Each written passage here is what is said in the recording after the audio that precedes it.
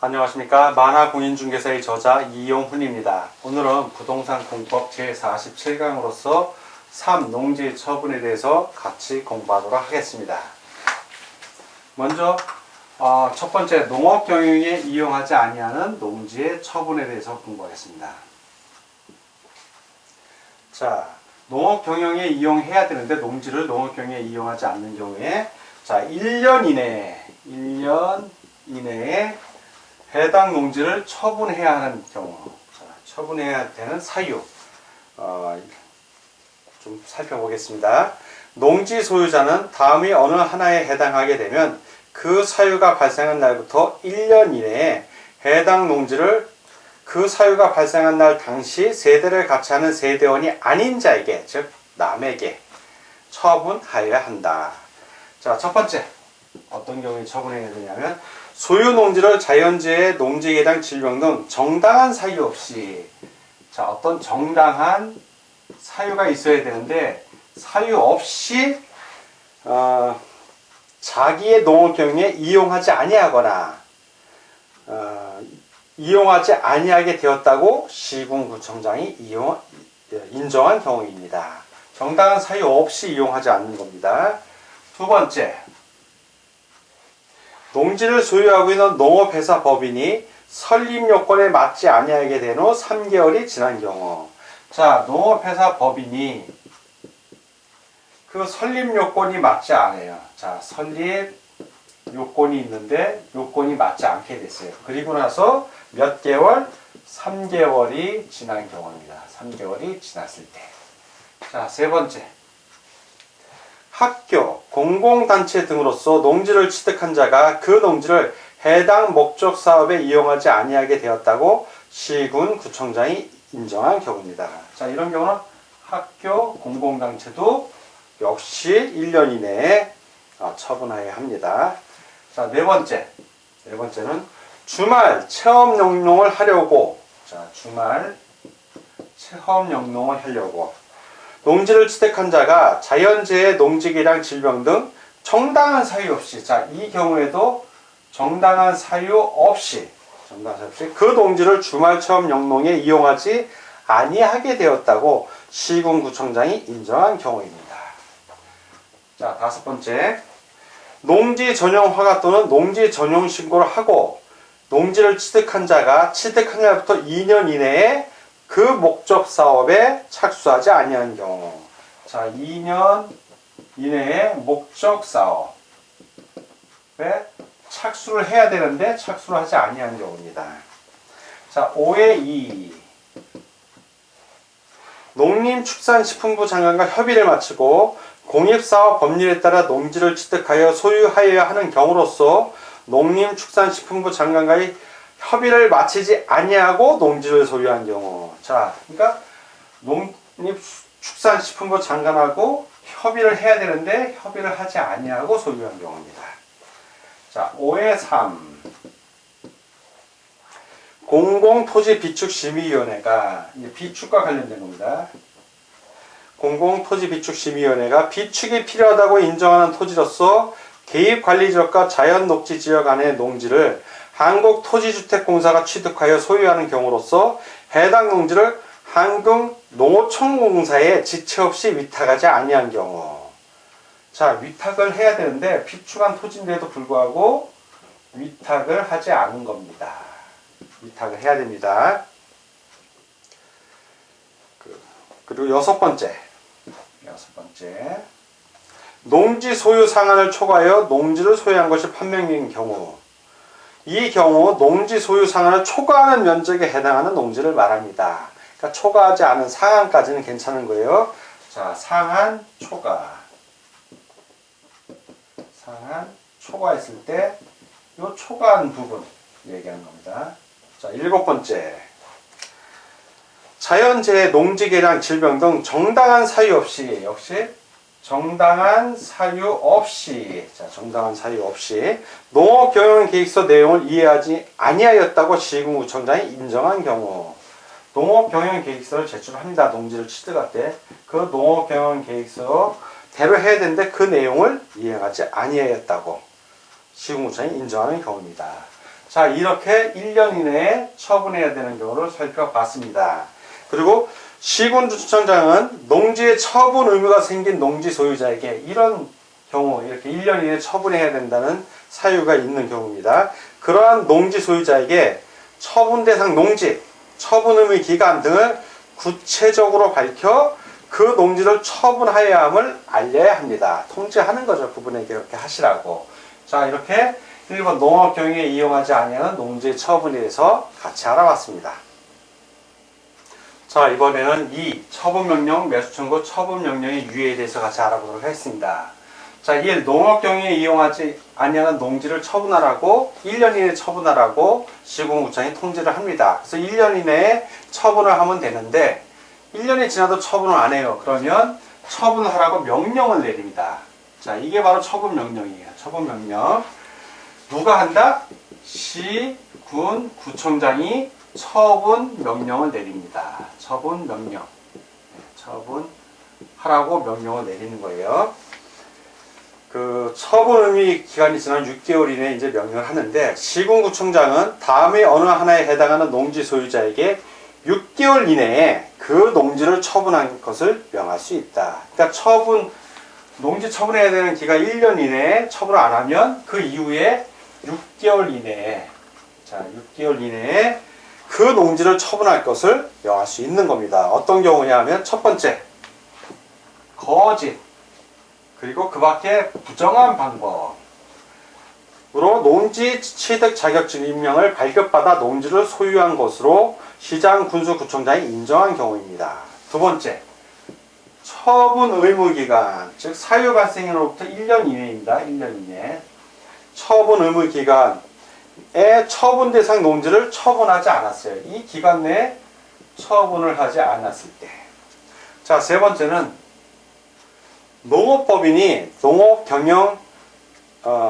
농업경영체 육성 및 지원에 관한 법률을 위반하여 부동산업을 영위한 것으로 시장, 군수 또는 구청장이 인정한 경우.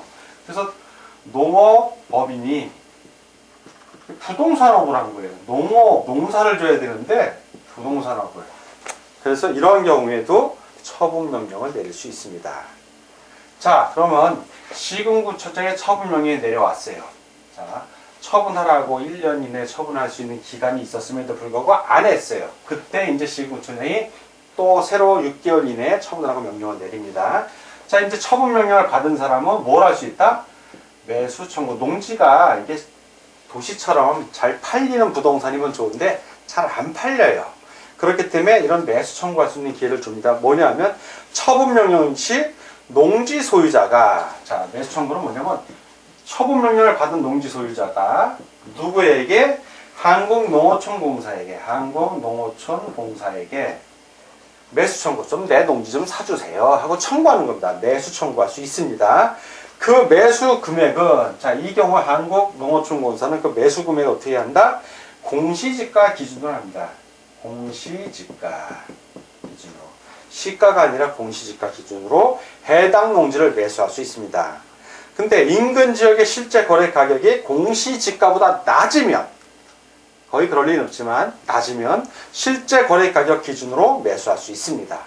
그런데 실제 거래 가격이 공시가 높으면 그때는 당연히 공시지가로 하는 겁니다.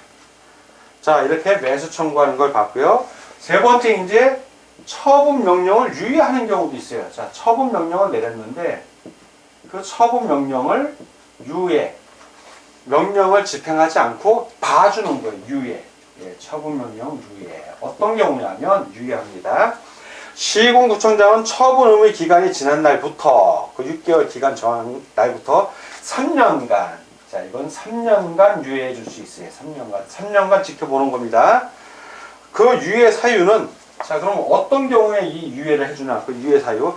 해당 농지를 자기의 농업경영에 이용하는 경우. 농업경영을 해요. 농업경영. 농사를 짓는다는 얘기죠. 농업경영에 이용하는 경우. 두 번째, 한국농어촌공사 등과 해당 농지에 매도 위탁 계약을 맺은 경우. 매도 위탁 계약을 맺은 경우. 즉, 농사 짓는 거예요.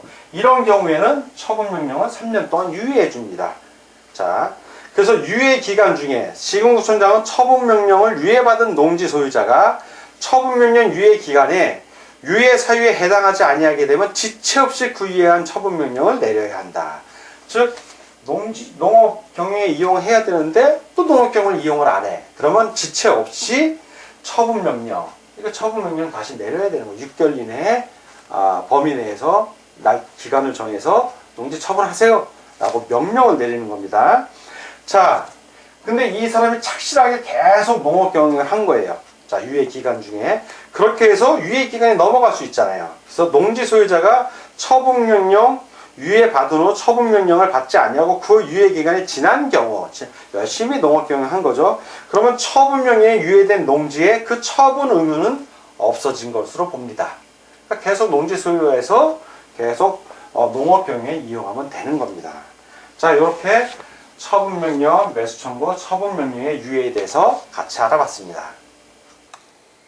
자, 이번에는 3. 이행강제금에 대해서 같이 알아보도록 하겠습니다. 먼저 첫 번째, 이행강제금 부과하는 대상. 자, 부과 대상하고, 그리고 부과 금액입니다. 부과 금액.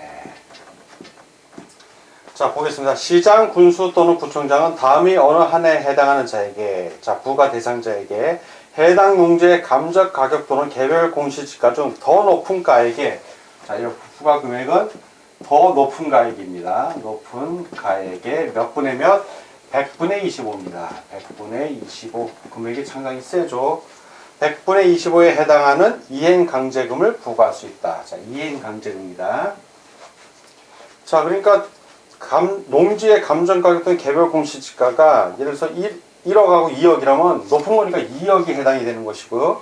그거의 25%, 2억의 25%면 그러니까 5천만 원이죠. 엄청 센 거예요. 예, 금액이. 이행강제금을 부과합니다. 자, 그럼 그 부과 대상자, 다음에 해당하는 자니까 어느 하나에 해당하는 자. 첫 번째, 처분명령. 자, 처분명령. 시군구청장이 처분명령을 내린 겁니다.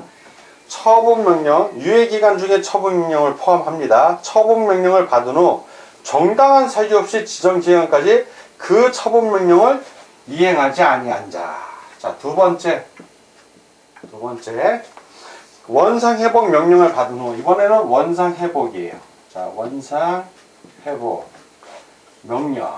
자, 시군구청의 명령입니다. 원상을 회복하라는. 원상회복 명령을 받은 후 그 기간 내에 원상회복 명령을 이행하지 아니하여 시장, 군수, 구청장이 그 원상회복 명령의 이행에 필요한 상당한 기간, 자, 원상회복 명령 한 다음에 또 상당한 기간을 줍니다. 상당한 기간을 정하였음에도 그 기한까지 원상회복을 아니한 자. 자, 이렇게 역시 이 기간에 아니한 자입니다. 이런 경우에 이행강제금을 부과할 수 있습니다. 다만 부과 대상에서 제외되는 정당한 사유가 있죠. 자, 정당한 사유. 어떤 경우냐? 한국농어촌공사에 매수를 청구하여 협의 중인 경우. 자, 이건 한국농어촌공사하고 매수를 청구한 거예요. 좀 팔아주세요. 그래서 협의 중인 경우이고, 두 번째, 법률 또는 법원의 판결 등에 따라 처분이 제한되는 경우. 자, 이 두 번째는 이제 법률이나 법원의 판결 따라서 나는 하고 싶은데 못하는 제한이 걸린 거죠. 그런 처분이 제한되는 경우. 이런 경우가 바로 그 정당한 사유에 해당이 됩니다. 부과 대상, 이행강제금 부과 대상에서 제외되는 정당한 사유가 됩니다. 자, 이번에는 이행강제금의 부과 절차에 대해서 같이 알아보겠습니다. 절차, 어떻게 부과를 하는지. 첫 번째, 미리 해야 됩니다. 미리 문서로 부과한다는 뜻을 알립니다. 미리 알림. 그 다음에는 의견 제출 기회를 부여합니다. 의견 제출 기회 부여. 그리고 나서 그 다음에는 이제 문서로 부과합니다. 문서로 부과. 네, 구도 말로 부과하는 게 아니라 문서로 부과한다는 얘기예요. 자, 그러면 이제 이의제기를 할 수 있습니다. 이의제기. 자, 그리고 나서 이제 이의제기 후에 이제 부과할 수 있는 거예요. 그러면 강제로 징수합니다. 강제징수. 자, 그리고 이제 명령을 다 이해하면 부가를 이제 중지할 수 있습니다. 부가가 중지가 되는 거예요. 자, 이런 과정을 거치는데 하나씩 보겠습니다. 먼저 미리 알린다는 얘기는 뭐냐면 미리 문서로, 자, 문서로 부과한다는 뜻을 알리는 겁니다. 시군구청장은 이행강제금을 부과하기 전에 이행강제금을 부과 징수한다는 뜻을 미리 문서로 알려야 됩니다. 두 번째, 의견 제출기에 부여 시군구청장이 이행강제금을 부과하는 때에는 자, 10일 이상의 기간, 자, 10일 이상의 기간을 정하여 이행강제금 처분 대상자에게 의견 제출의 기회를 주어야 합니다. 자, 그리고 이제 문서로 부과합니다. 시군구청장은 이행강제금을 부과하는 경우 이행강제금의 금액, 부과 사유, 그리고 납부 기한, 그리고 수납 기간, 이의 제기 방법, 이의 제기 기간, 이것 등을 면시한 문서로 하여야 합니다. 자, 그리고 요 사이에 이제 반복 부과가 가능합니다. 반복해서 부과가 가능합니다. 반복 부과는 뭐냐면 시군구청의 처분명령 또는 원상회복명령 이행기간이 만료한 다음 날을 기준으로 하여 그 처분명령 또는 원상회복명령이 이행될 때까지 이행강제금을 매년 1회, 매년 1회입니다. 매년 1회. 부과했는데, 그러면 그 사람이 이행강제금, 부과받은 거 납부하고, 그 명령을 이행을 하면 되는데, 이행을 안 하면, 그 다음 해에 또 1회 부과할 수 있다는 얘기예요. 자, 반복 부과 가능합니다. 자, 이제, 문서로 부과하면, 이제 이의제기를 할 수 있어요. 이의제기. 이행강제금 부과 처분에 불복하는 자는 처분 고지를 받은 날부터 며칠 이내? 30일 이내입니다. 30일 이내. 30일 이내에 시군구청장에게 이의를 제기할 수 있다. 자, 이제 강제의 진수입니다. 이행강제금 부과 처분을 고지받은 날부터 30일 이내에 이의 제기를 하지 아니하고 이행강제금을 납부 기한까지 내지 아니하면 이의 제기도 안 하고 부과금도 내질 않아요. 이런 경우는 지방행정제재 부과금의 징수 등에 관한 법률에 따라 징수합니다. 예, 강제로 징수하는 거예요. 자, 이제 부과의 중지입니다. 시군구청장은 처분명령 또는 원상회복명령을 받은 자가 처분명령 또는 원상회복명령을 이행하면, 자, 이행을 해요. 그가 이제 명령을 이행을 하면, 그때는 새로운 이행강제금의 부과는 즉시 중지합니다. 새로운 거는 더 이상, 부과는 하지 않되, 이미 부과된 이행강제금은 징수해야 합니다. 이미 부과된 건 징수하되, 그가 이행을 했다면, 명령을 이행했다면 더 이상은 새로운 이행강제금은 부과는 하지 않는다. 중지한다. 이런 얘기입니다. 자, 이렇게 오늘은 부동산공법 제47강 시간이었고 3. 농지처분 1. 농업경영에 이용하지 아니한 농지처분 2. 처분명령 매수청구 처분명령의 유예 3. 이행강제금에 대해서 같이 알아봤습니다. 오늘 공부하느라고 수고 많으셨습니다. 다음 시간에 뵙겠습니다. 감사합니다.